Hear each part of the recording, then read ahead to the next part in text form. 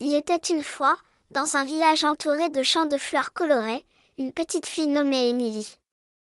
Émilie avait des yeux verts éclatants, comme des émeraudes, et un sourire chaleureux qui illuminait le visage de tous ceux qui la croisaient.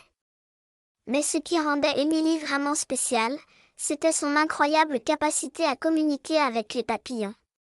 Chaque jour, après l'école, Émilie se rendait dans un jardin secret, un endroit magique où les fleurs dansaient au rythme du vent et où des papillons de toutes les couleurs volaient librement.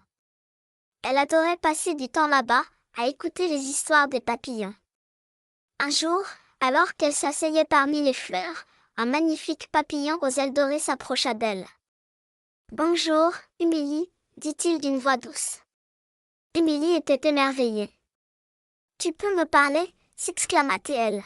« Oui, répondit le papillon. Je m'appelle Lumi, et j'ai beaucoup de choses à te raconter.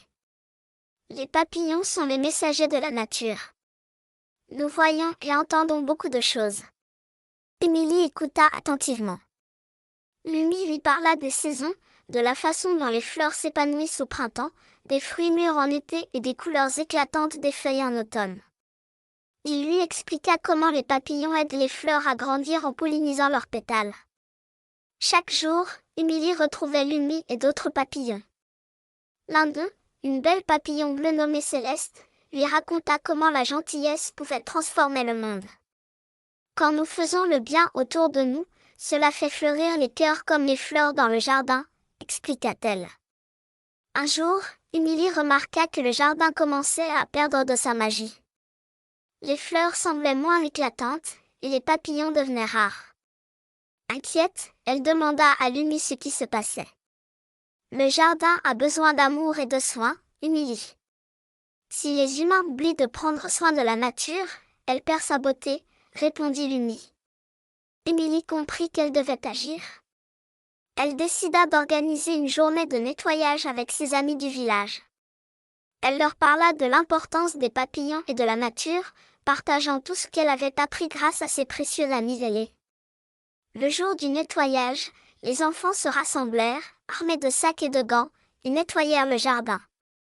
Ils plantèrent de nouvelles fleurs et arrosèrent celles qui étaient déjà là.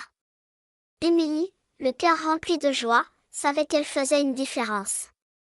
Peu à peu, le jardin retrouva sa magie. Les papillons revenaient, dansant joyeusement parmi les fleurs. Lumi et Céleste remercièrent Émilie et ses amis pour leur dévouement. « Grâce à vous, le jardin est de nouveau vivant », s'exclama Lumi. Émilie réalisa que même une petite fille pouvait avoir un grand impact. Grâce à son amour des papillons et à son désir d'apprendre, elle avait non seulement sauvé un jardin, mais aussi créé des liens d'amitié avec la nature.